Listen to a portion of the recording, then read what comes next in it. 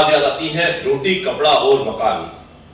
दोस्तों, जिंदा रहने के लिए इन तीनों चीजों की बहुत जरूरत होती है। मनोज कुमार की इस पिक्चर को शायद आपने सभी ने देखा होगा। और 15 अगस्त 2021 हमारे प्रधानमंत्री लाल किले पर झंडा फहराते हुए घोषणा करते हैं। और जो घोषणा ऐसी होती है कि जिसमें लगता है कि शायद समय लगेगा, लेकिन उसके बाद 18 अगस्त 2021 बुधवार का दिन भारतीय पार्लियामेंट में कैबिनेट के सामने जब एक और घोषणा होती है और जिसमें कहा जाता है कि करीब 11,000 करोड़ का निवेश भारत में एक संस्थान, जो भारतीय संस्थान होगा, वो पाम ऑयल को लोकल प्रोडक्शन के लिए लगाएगा। दोस्तों, आज का विषय है हम अपना सेल्फ रिलायंट या आत्मनिर्भर भारत में हमारे कृषि से जुड़े हुए किसानों के लिए क्या उपहार के रूप में 2021 में देने वाले हैं, इसके बारे में हम चर्चा करेंगे। और आज की चर्चा में हमारे साथ हमारे विशेष अतिथि होंगे जो एक इकोनॉमिस्ट भी हैं, इन्वेस्टमेंट बैंकर हैं और जिन्हें आप हमारे नित्य कार्यक्रम में देखते हैं, जिनका नाम है राजेश शुक्ला जी। राजेश शुक्ला जी, आपका यहाँ पे स्वागत है। और आज हम जो एक विषय लेने वाले हैं, ये विषय है कि क्या भारतीय सच में आत्मनिर्भर भारत की ओर बढ़ रहा है, और अगर बढ़ रहा है तो उसमें क्या क्या उपलब्धियां हो रही हैं। और आज का जो मुख्य विषय होगा वो होगा कि एडिबल ऑयल यानी कि पाम ऑयल के बारे में। तो दोस्तों, इससे पहले कि कार्यक्रम शुरू करूं, मैं आपको बताना चाहता हूं, मैं हूं Aditya Kashyap, consulting editor 10 news की तरफ से। और आज जो एक न्यूज आई थी, आप सभी ने देखा होगा, बुधवार को न्यूज देखी थी, कैबिनेट ने जो अप्रूव किया था कि 11,000 करोड़ का एक निवेश की घोषणा की है। नेशनल आप कह सकते हैं कि सीड मिशन के तहत, नेशनल पाम ऑयल मिशन के तहत 11,000 करोड़ का निवेश, जिसमें भारत सरकार ने कहा है कि किसी को भी, अगर जिसको भी इंडस्ट्री लगानी है तो 5 करोड़ रुपए की वित्तीय सहायता भारत सरकार उनको देने को तैयार है अगर वो इस इंडस्ट्री से जुड़ना चाहते हैं। दोस्तों, पाम ऑयल का थोड़ा सा मैं आपको ये भी बता दूं कि भारत की जो कंजम्पशन होती है, उस कंजम्पशन का करीब 55% जो ऑयल यूज होता है वो पाम ऑयल यूज होता है। यानी कि दूसरे ऑयल भी होते हैं, जैसे पाम ऑयल है, उसके अलावा आप सूरजमुखी का जो तेल होता है वो होता है, और उसके अलावा दूसरे तेल भी होते हैं, लेकिन 55% जो होता है वो पाम ऑयल होता है। इसके बारे में मैं आज आपको जो स्वागत कर रहे हैं हम राजेश शुक्ला जी का, और राजेश शुक्ला जी से पूछेंगे जो आज घोषणा हुई है, और इसका मेरे ख्याल में हमारे देश के प्रत्येक व्यक्ति को, और खासकर से किसानों को एकदम स्वागत करना चाहिए। ना सिर्फ हमारी इम्पोर्ट ड्यूटी बचने वाली है, इसके अलावा हमारे देश की जो आत्मनिर्भर भारत की जो मिशन है वो भी काफी हद तक सक्सेसफुल होगा, लोगों को एम्प्लॉयमेंट मिलेगा, और साथ में हमारा जो हमारी कह सकते हैं कि जो उपज है वो बढ़ेगी, स्पेशली पाम ऑयल इंडस्ट्री में। तो राजेश जी, मैं आपसे पूछना चाहूंगा कि जो आज ये निर्णय हुआ है, और 15 अगस्त को प्रधानमंत्री मोदी जी हालांकि कह चुके थे लाल किले पर, तो आप उसे किस रूप में देखना चाहेंगे? आदित्य जी, जी, लोग मजाक उड़ाते थे आई फील 2011-12 में, जब नरेंद्र मोदी जी बोला करते थे अपने सभाओं में कि भारत सोने की चिड़िया होगा, तो लोग मजाक उड़ाते थे।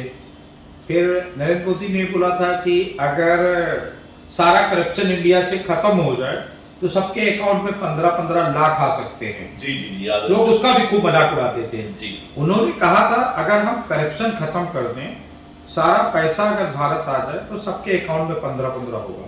उनके इस एफर्ट्स का भी खूब मजाक उड़ाया था लोगों ने। जी, बट जब उन्होंने 15 अगस्त को बोला कि हम पाम ऑयल बेस्ड इकोनॉमी बनाएंगे, तो 80% लोग कन्विंस थे, बट ये कन्विंस नहीं थे कि 3 दिन में हो जाएगा, इतनी जल्दी हो जाएगा, क्योंकि हम इंडियंस इस बात के मतलब हैबिचुअल हैं कि somebody will announce, 10 साल बाद somebody will inaugurate, और 5-10 साल बाद, लाइक हमारा मुंबई का मेट्रो था, जी, या हमारा सी ब्रिज था, जी जी जी, वर्ली सी ब्रिज, तो ऐसे में सबको सरप्राइज था जी।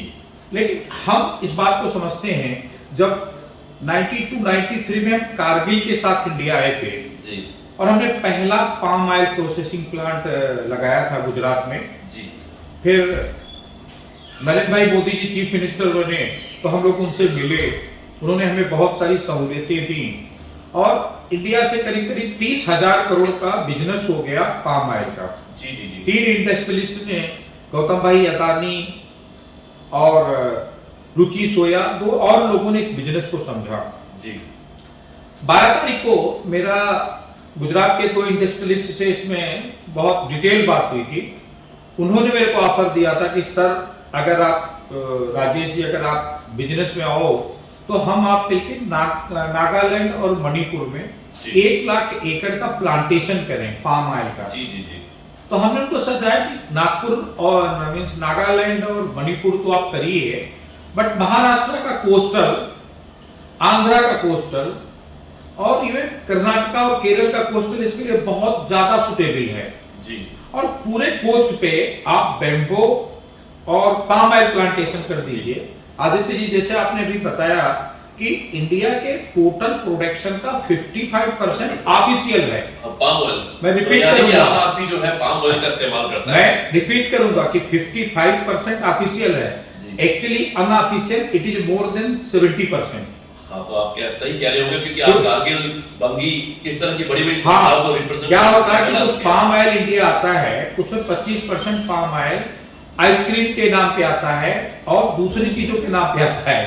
बट इंडिया में आइसक्रीम सीजनल फ्रूट है, सीजनल पार्ट है, तो बाकी का वापस ऑयल में आ जाता है। दूसरा क्या है कि जो आपका एडिबल ऑयल्स हैं, मूंगफली हो गया, सनफ्लावर हो गया, उसका प्रोडक्शन लिमिटेड है, सीजनल है, आप उससे पूरे साल नहीं बना सकते, बट पाम ऑयल से आप पूरे साल बना सकते हैं।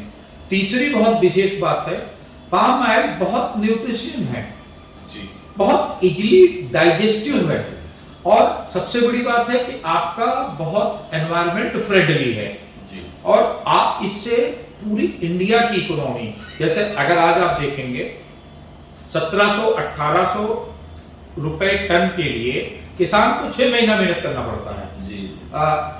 15,000-20,000 टन गन्ने के लिए साल भर मेहनत करना पड़ता है। पाम ऑयल के लिए आपको 2.5 लाख रुपए के लिए सिर्फ 3 महीने मेहनत करनी है। एंड अगर आप इस इंडस्ट्री को बताएं, अगर इसको इंडियन अपने ब्लड में लें तो 5 एकड़ का पाम ऑयल एक छोटी रिफाइनरी आपको 35 करोड़ रुपए साल की दे सकती है। एंड इंपोर्ट ड्यूटी देखेंगे आदित्य जी, तो इंपोर्ट ड्यूटी के रूप में हम किन देशों पे आप डिपेंड थे? इंडोनेशिया, मलेशिया, और वो बहुत कॉस्टली था।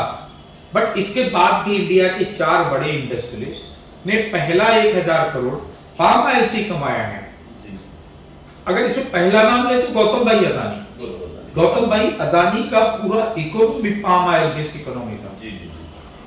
तो अगर आप देखेंगे जो प्रधानमंत्री ने घोषणा किया है, मेरे हिसाब से ये कॉन्करेंट लिस्ट में है, मींस राज्यों को भी अधिकार है, केंद्र को भी अधिकार है।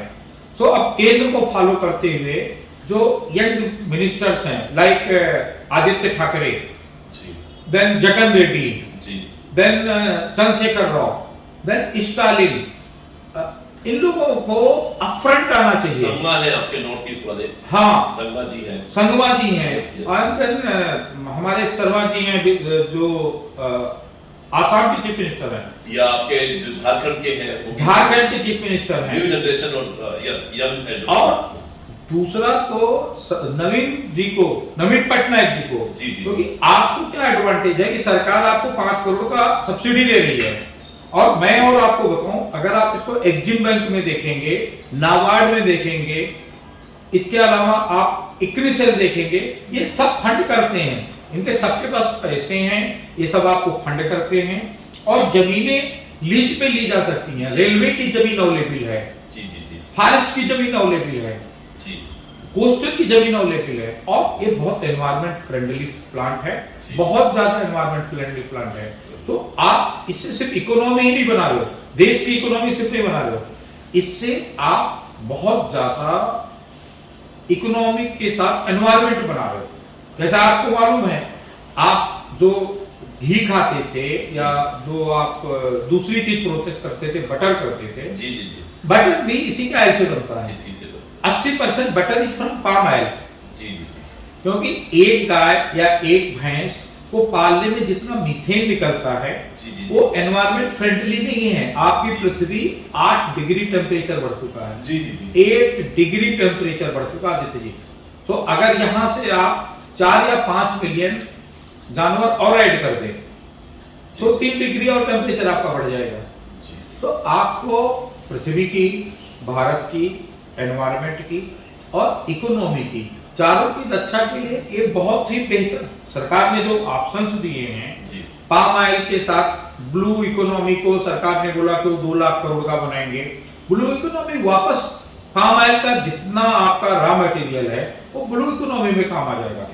एंड कोस्टल में अगर आप बिजनेस कर रहे हैं, स्पेशली वो छोटे बिजनेसमैन जी, हैं जी। जिनका टर्नओवर 200-250 करोड़ है, जी। उनके लिए तो पाम ऑयल के साथ आप ब्लू इकोनॉमी जोड़ दीजिए तो आपका जो बेनिफिट है, जो प्रॉफिट है, वो ऑलमोस्ट 3-4 टाइम तक बढ़ सकता जी है। And over and above tax free business है, प्रायोरिटी सेक्टर में है। जी जी जी आपने बहुत सही कहा। अब मैं आपको जो अगला सवाल पूछूंगा उससे पहले मैं कुछ बताना चाहता हूँ कि हमारे देश में करीब 2 करोड़ 40 लाख टन जो तेल है उसका उत्पादन होता है इस समय जो प्रेजेंट में हो रहा है।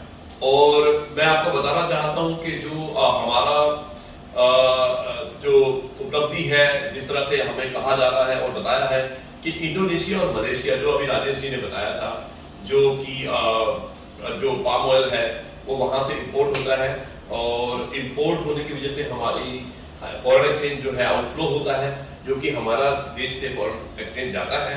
उसके अलावा पाम ऑयल के अलावा जो दूसरा सोयाबीन का जो ऑयल है वो भी जो है हम इंपोर्ट करते हैं, रॉ ऑयल को इंपोर्ट करते हैं जो हमारा अर्जेंटीना और ब्राजील से होता है।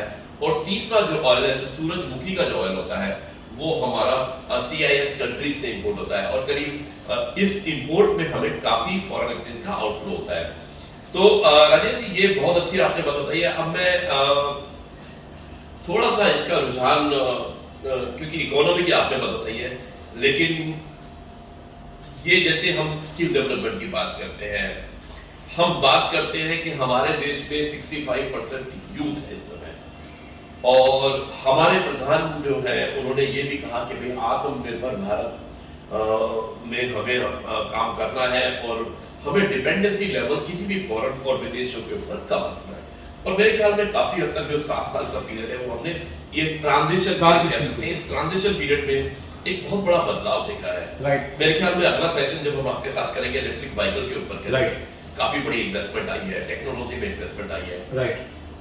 आप एक्सपर्ट हैं इन्वेस्टमेंट बैंकर हैं, और साथ में आपने जैसे आपने कहा कारगिल, बंगी, ये बड़े बड़े, मैं बताना चाहता हूँ सुनने वालों को कि ये वर्ल्ड के शायद टॉप मोस्ट ट्रेडिंग हाउसेज हैं और वर्ल्ड की जो इकोनॉमी है काफी कुछ डिपेंड करती है, स्पेशली जो एडिबल ऑयल में जो है काफी बड़ा ट्रेड का जो जिम्मेवारी है वो कारगिल, बंगी, इस तरह के 2-3 जो बड़े ग्रुप है वही करते हैं। तो कारगिल को आप रिप्रेजेंट कर चुके हैं हिंदुस्तान में, बंगी जो है वो एक ग्रुप आया था हिंदुस्तान में, अभी भी है, उसको भी आप बहुत सीनियर लेवल पे आपने उसको चलाया है। सो राजेश ये बताइएगा कि हमारा जो यूथ है सेल्फ रिलायंट इंडिया का अभी हम बहुत बड़ा रोल प्ले करने वाले हैं। 5 करोड़ गवर्नमेंट ने कह दिया है कि 5 करोड़ का सपोर्ट जो है गवर्नमेंट हर उस व्यक्ति को देती जो इंडस्ट्री लगाना चाहता है। ये बहुत अच्छा मतलब मैं कह सपोर्ट है। लेकिन हमारे जो एंटरप्रेन्योर्स हैं, आप कह सकते हैं कि जो स्टार्टअप्स हैं, अगर वो इसमें आना चाहें, क्योंकि बहुत अच्छी इंडस्ट्री है, तो क्या सरकार से आप उम्मीद करते हैं कि और भी सपोर्ट मिलेगा? और उसके अलावा क्योंकि उन्हें नहीं पता है कि प्रोजेक्ट रिपोर्ट कैसे बनाई जाती है, वायबिलिटी कैसे लगाई जाती है, तो आपके हिसाब से किस किस तरह से सपोर्ट होना चाहिए, देना चाहिए? अगर सपोज कोई यंग एंटरप्रेन्योर है वो शुरू करना चाहता है, तो आप उन्हें क्या क्या सावधानियां बरतने के लिए कहेंगे और साथ में किस तरह का सपोर्ट हो सकता है? आदित्य जी इसमें थ्री थिंग्स आर इम्पोर्टेंट जी। एक है इट्स एग्रीकल्चर बेस्ड इंडस्ट्री। जी जी जी। So the startups who are planning, they must ready to see the natural beauty. They must ready to travel the coastal area. जी। Number 2, government have told he will give 5 crore. जी। Actually, you will get almost 75%. 5 crore government is giving to you. हाँ, तो minimum कितनी requirement चाहिए होती है अगर ये इंडस्ट्री लगाई जाए? ये इंडस्ट्री लगाने के लिए आपके पास अपने पॉकेट से इवन आप 10% से शुरू कर सकते हैं जी। से आपका 20 करोड़ का प्रोजेक्ट है, आपके पास 2 करोड़ रुपए है, तो आप उसमें से 30 लाख रुपए किसी भी इंस्टीट्यूट को देके, इवन आपको देके एक प्रोजेक्ट रिपोर्ट बना सकते हैं। वो प्रोजेक्ट रिपोर्ट को आप मिटकान के पास ले जाएं, वो 1.5 से 2 लाख रुपए लेगा, वो उसकी ग्रेडिंग कर देगा। ग्रेडिंग करने के बाद ये प्रोजेक्ट आप फॉरेस्ट के पास, रेलवे के पास, स्टेट गवर्नमेंट के पास जाएं तो आपको लैंड एलोकेशन दे देगा। ये लैंड एलोकेशन के बाद आप अगर सरकार के पास जाएंगे, नाबार्ड के पास जाएंगे, ये टॉप प्रायोरिटी सेक्टर है।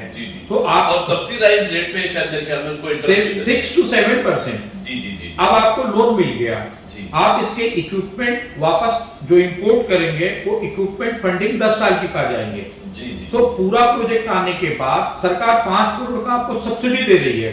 जी। उसके बाद 5 साल तक अगर आपने बिजनेस को डिसिप्लिन वे में चलाया तो आपको इंटरेस्ट पे 3% का और डिस्काउंट है। अच्छा, ओके, इंटरेस्ट सब्सिडी भी मिलती है। इंटरेस्ट सब्सिडी भी है। और मेरे ख्याल में सुना है कि शायद मॉरेटोरियम पीरियड भी मिलता है, क्योंकि 5 साल 5 ईयर मॉरेटोरियम है।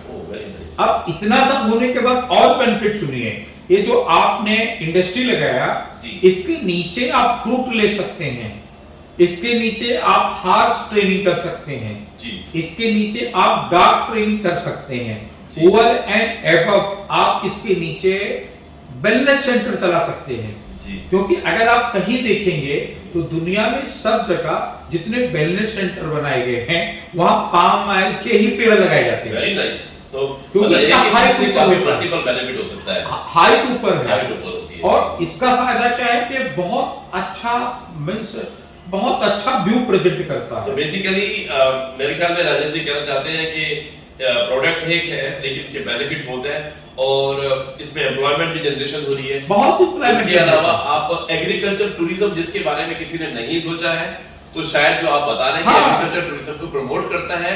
आपके टूरिस्ट आते हैं, आपकी फॉरेन एक्सचेंज अर्निंग होती है, डोमेस्टिक भी और इंटरनेशनल भी, और उसके अलावा आपकी जो इनकम है स्टेट की, जो स्टेट की जीडीपी जो होती है, जिसे वो एसजीडीपी बोलते हैं, जिस तरह से सेंट्रल स्टेट की जीडीपी होती है, स्टेट की जीडीपी होती है, उसको भी बढ़ने का मौका मिलता है। हाँ, एंड इसके अलावा आदित्य जी और विशेष बात आप देखेंगे, इस इंडस्ट्री में जो भी फर्स्ट मूवर एडवांटेज आएगा, लाइक अगर 6-7 लोग इकट्ठा होकर कंसल्टेंसी फर्म बनाएंगे वो 300-400 करोड़ की हो जाएगी, लोगों को एडवाइज करने के लिए कैसे फंड दिलाना है, स्पेशलाइज हो जाएगी। अगर आप टिकरी से हैदराबाद जाएंगे, उनके पास 20,000 एकड़ जमीन है, वहां उनके पास रिसर्च इंस्टीट्यूट है, और आपको क्या है, मलेशिया से आपके रिलेशन खराब है जी। बीच में खराब हो गए थे, अभी भी खराब है, थोड़ा सा नहीं अच्छे नहीं है, क्योंकि मलेशिया पाम ऑयल इंडस्ट्री को बहुत नुकसान हुआ था जिस समय मलेशिया से कुछ हमारे ट्रेड रिलेशन खराब हुए थे। अभी भी बताया जैसे राजेश जी ने, अभी भी अच्छे नहीं है, और ये बहुत जरूरत थी मेरे ख्याल में। और आपके पास 100 बिलियन की इकोनॉमी वेट कर रही, बांग्लादेश आपकी वेट कर रही है। आपको आज के प्राइस पे बांग्लादेश 20% प्रीमियम देने को तैयार है। नेपाल आपको 15 से 20% प्रीमियम, और सबसे बड़ी बात है चाइना के साथ आपका कंपटीशन नहीं है, क्योंकि चाइना में पाम ऑयल हो नहीं सकता because of their weather condition. तो आपको क्या एडवांटेज, एंड दूसरा इससे रिलेटेड बहुत सारी इंडस्ट्री हैं। आप पाम ऑयल बनाना शुरू करिए, इससे सोप आप बहुत आसानी से बना सकते हैं, शैम्पू बहुत आसानी से बना सकते हैं, एंड 100% ऑर्गेनिक सोप है, 100% ऑर्गेनिक ये है।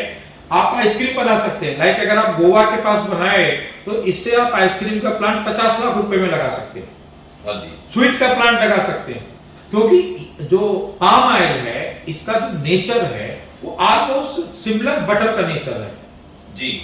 सो you can plant anything, like जैसा नारियल है, आम है, उसका जो एप्लीकेशंस है वो हर गांव का आदमी अलग से कर सकता है, अलग से कर सकते हैं। और स्टार्टअप के लिए सबसे इंपॉर्टेंट है कि वो देश से जुड़ेंगे। अभी वो स्टार्टअप क्या है कि कंप्यूटर से जुड़ेंगे, कितना भी आप कंप्यूटर पे काम कर लीजिए, but finally you have to go to the people to cell.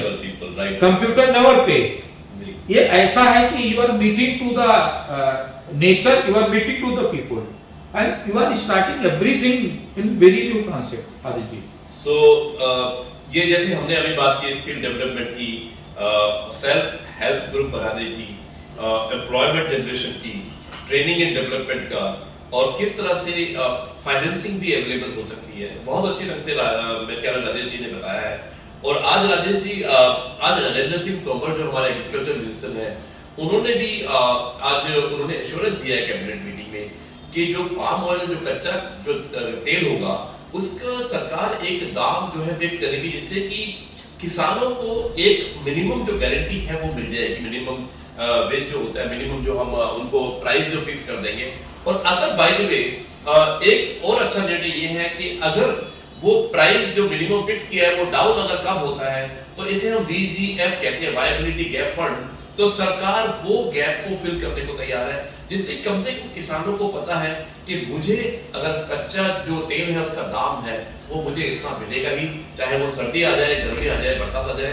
और मेरे ख्याल में शायद इंश्योरेंस भी इसका होगा, तो किसान पूरे प्रोटेक्टेड। आदित्य जी, मैं बताऊं कि पाम ऑयल, पेट्रोल, आपको मिनिमम डिसीजन करने की जरूरत नहीं है। आप जो बना रहे हैं उसको 188 कंट्री, एक बार बिना पेट्रोल के आप चल सकते हैं, एक बार आप बिना डीजल के चल सकते हैं। पाम ऑयल को 188 कंट्री क्या एप्लीकेशन है, खाने में, नहाने में, धोने में, चलाने में, खिलाने में, सारे एप्लीकेशंस हैं। गाड़ी का, आपकी कार का जो टूटी इंजन बनता है वो भी पाम ऑयल से बनता है, आइसक्रीम भी पाम ऑयल से, सिर पे लगाने का तेल भी पाम ऑयल से। जितने आप दुनिया में हेयर ऑयल जेल देखते हैं उनका दो ही एप्लीकेशन है, या तो पेट्रोलियम जेली है या तो पाम ऑयल है। हमें पाम ऑयल नहीं मिलता तो हम पेट्रोलियम जेली लेते हैं, बिकॉज पेट्रोलियम जेली को प्रोसेस करना बहुत टिपिकल है और महंगा काम है। जी जी जी। सो सरकार तो मतलब नरेंद्र मोदी की सरकार बहुत वेलफेयर स्टेट है। नरेंद्र मोदी संत रहे हैं, जिन लोगों ने उनको करीब से नहीं देखा, हमने बहुत करीब से देखा है। हमने करीब से देखा है कि घंटों घंटों एक ही किताब को पढ़ते रहते हैं। तो ऐसे कंडीशन पे उनके दिल में किसानों को लेके, भारत के स्टार्टअप को लेके बहुत ज्यादा प्यार है। बट एक्चुअल में जरूरत नहीं है, क्योंकि सोने को सपोर्ट प्राइस की क्यों जरूरत है? आपने सही कहा कि सोने को सपोर्ट प्राइस की क्यों जरूरत है? हाँ, सरकार से जिस मदद की जरूरत है, जैसा आप जैसे लोग हैं, सरकार को उनको बुला के एडवाइजरी बनाना चाहिए। विज्ञान भवन में आप लोगों का वीकली प्रोग्राम करना चाहिए। आप लोगों को छोटे छोटे कॉन्फ्रेंस पूरे इंडिया में करने के लिए नरेंद्र तोमर जी को, गडकरी जी को, पीयूष गोयल जी को, क्योंकि आप एक क्रांति है। आप इसको जितना फैलाएंगे, मतलब आपके लिए स्काई लिमिट। ज्यादा शुगर खाया तो डायबिटीज हो जाता है, ज्यादा खाना खाया तो वेट बढ़ जाता है, लेकिन ज्यादा पाम ऑयल आपने यूज किया तो आपको फायदा है। सिर पे लगाया तो तेल का काम आ गया, चेहरे पे लगाया तो क्रीम का काम आ गया, खाने में लगाया तो देसी घी की जगह आ गया, साबुन में लगाया तो बॉडी साफ हो गई, गाड़ी में लगाया तो पेट्रोल बच गया। मतलब आपके लिए इस रेवोल्यूशन। बहुत बढ़िया। सो बहुत अच्छे ढंग से एक बार फिर राजेश जी ने हमें बताया है। मैं हूं Aditya Kashyap, consulting editor 10 news से, और ये प्रोग्राम शायद बहुत अच्छा चल रहा है और हमारे पास समय की थोड़ी कमी है, लेकिन मैं आपको अभी राजेश जी से एक सवाल और पूछने वाला हूं कि ना सिर्फ जो मेरे दिमाग में एकदम से ये सवाल आया है, और जो इन्होंने मुझे हिंट दिया कि करीब 88 कंट्रीज और उससे ज्यादा कंट्रीज जो है जहां पे इस्तेमाल होता है, और क्योंकि डेवलप्ड कंट्रीज वो चंद कंट्रीज हैं, लेकिन जो डेवलपिंग और अंडर डेवलप्ड कंट्रीज हैं वहां पे पाम ऑयल की बहुत ज्यादा जरूरत होती है। और अगर हम भारत में ये 11,000 करोड़ का जो शुरू का इनिशियल जो इन्वेस्टमेंट प्लान जो भारत सरकार लेके आ रही है, और जिसमें 5 करोड़ प्रति जो भी इंडस्ट्री को लगाना चाहते हैं, भारत सरकार का योगदान है। उसके अलावा बैंक्स हैं जैसे कि नाबार्ड है, जो कंसेशनल रेट पर और जो इंटरेस्ट में भी सब्सिडी देते हैं, उसके माध्यम से आप इस इंडस्ट्री को बढ़ावा दे सकते हैं। हमारे यूथ जो आज की डेट में है वो 65% है। लेकिन राजेश जी, मैं उसके अलावा एक चीज मेरे दिमाग में एक बुराई है कि हम क्यों नहीं ये करते हैं कि हम जब हम मैन्युफैक्चरिंग हब बन जाएंगे, अभी तक हम इंपोर्ट करते थे रॉ, और क्या प्रोसेस करके हम देते थे। अगर हम खुद ही उगा रहे हैं, जैसे नॉर्थ ईस्ट एक बहुत बड़ा गवर्नमेंट ने डिक्लेयर भी किया कि नॉर्थ ईस्ट के अंदर पाम ऑयल की जो है, maybe because of the weather and all, तो बहुत ज्यादा हो सकता है कोस्टल, आपने कहा, तो क्यों ना हम मैन्युफैक्चरिंग के अलावा जो हमारा डोमेस्टिक यूज है, हम क्यों ना उसको एक्सपोर्ट्स में यूज करें इसको, क्योंकि अगर 85-88 कंट्रीज यूज करती हैं तो नेबरिंग कंट्रीज को हम कर सकते हैं। आदित्य जी, मैं आपको बताऊं, अगर बहुत बड़ी इंडस्ट्री बन सकती है। आदित्य जी, मैं आपको बताऊं, अगर आप इंडियन इकोनॉमी को देखेंगे जी, सी हम लोग जॉब कर रहे थे, जी हम जॉब कर रहे थे, इंडियन होते हम सोयाबीन लाते थे, कितना पेन होगा। जी हम जॉब कर रहे थे, सनफ्लावर लाते थे, और हम हाईएस्ट पर यील्ड प्रोडक्शन करते थे मध्य प्रदेश, गुजरात, राजस्थान, आंध्र। जी जी हमारा प्रॉब्लम कहाँ था, हमारी सोच में प्रॉब्लम था कि हम वेलनेस के लिए तो गांव जाएंगे, तालाब जाएंगे, सी जाएंगे, जी बिजनेस करने के लिए हम कनॉट प्लेस, जुबली हिल या बांद्राकुला कॉम्प्लेक्स बैठना चाहते हैं। जीप हम वाइल्ड जीप लेंगे, शूज हम वाइल्ड लेंगे, जीन्स वाइल्ड लेंगे, लेकिन रहने के लिए हम और बिजनेस करने के लिए कनॉट प्लेस ले जाएंगे, या हम लुटियन जोन्स में रहेंगे। तो ये जो सोच का प्रॉब्लम था कि अर्जेंटीना से, ब्राजील से, यूएसए से, सुमोटोमो जर्मनी से वो इंडिया आते हैं बिजनेस करने के लिए, और इंडिया ही नहीं जाते, भुज जाते हैं, आसाम जाते हैं, नागालैंड जाते हैं। हम जॉब करते समय अफगानिस्तान जाते थे, हमारे जो फ्रेंड थे, हम थे, श्रीकांत भासी थे, नटराजन थे, हम लोग ड्राई फ्रूट और ये लेने अफगानिस्तान जाते थे। वहां जाके $5,000 देते थे, तो वो लोग हमें लाके कराची पोर्ट तक छोड़ के जाते थे। बट उस समय हम लोग $2 का जो बादाम लेते थे, यूएस में उसकी कीमत $180 होती थी, और यूएस से जब बाहर वो आता था तो करीब $300 होता था। ऐसे सेम आपका पाम ऑयल है, आप तो प्रोडक्शन करेंगे, आप जान के हैरान रहेंगे, 3 टाइम, अच्छा 3 टाइम आपके खेत से डिब्बे तक जाने में 3 टाइम है।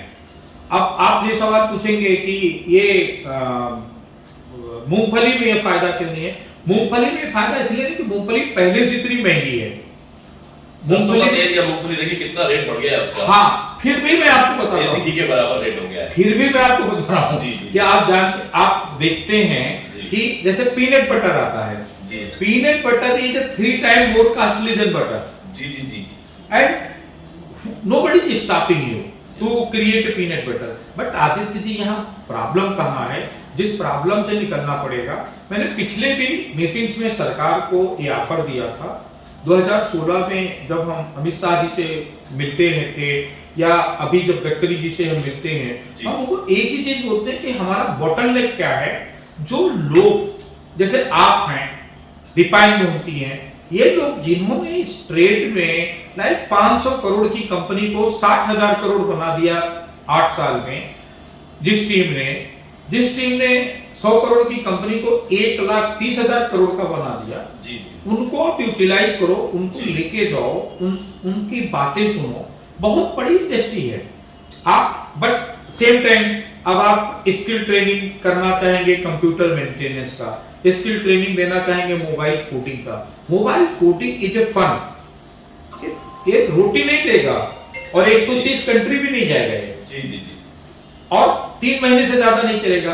आप मेरे को बताइए कौन सी ऐसी प्रोग्रामिंग या कोडिंग या कौन सा ऐसा मोबाइल 6 महीने से ज्यादा चलता है, और किस मोबाइल की ट्रेनिंग देके आप 10 लाख लोगों को नौकरी दे देंगे। बट आप पाम ऑयल जो आप कह रहे हैं, और देखिए शायद लगता है स्टूडियो में समय की कमी के कारण बार-बार फोन भी आ रहा है, आप आवाज सुन सकते हैं। सो राजेश जी ने क्या बताया है कि भाई हम 3 गुना ज्यादा इसका प्रॉफिट कमा सकते हैं अगर हम इसको एक्सपोर्ट्स की तरफ, एक्सपोर्ट में जोड़ देते हैं, तो एक्सपोर्ट में बहुत बड़ा हमारे पास एवेन्यू आ सकता है। तो ना सिर्फ हम अभी इंपोर्ट कम कर रहे हैं बल्कि जीरो कर रहे हैं, अगर हम इसका उत्पादन यहाँ पे बढ़ाते हैं। इनिशियल इन्वेस्टमेंट 11,000 करोड़ का जो सपोर्ट है वो सरकार का होगा, उसके बाद बैंक और वित्तीय संस्थान है, और उसके बाद कई सारे फंड हैं ऐसे जो एग्री फंड है, जिसके बारे में राजेश जी डिटेल में अगली बार बताएंगे कि हम किस तरह से जो है फंड्स को, फॉरेन के जो एफडीआई इन्वेस्टमेंट होती है जो भारत में इन्वेस्ट करना चाहती है, क्योंकि उन्हें अच्छे रिटर्न मिलते हैं, तो उसके बारे में बताएंगे। पर एक्सपोर्ट से भी हमें बहुत बड़ी अर्निंग हो सकती है।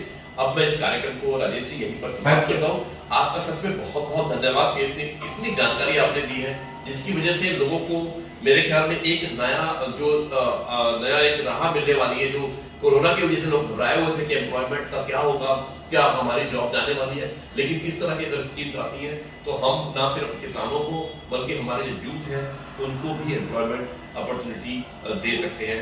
अब मैं इस कार्यक्रम को यहीं पर समाप्त करता हूँ। नमस्कार। Thank you Aditya Kashyap from thank you. धन्यवाद।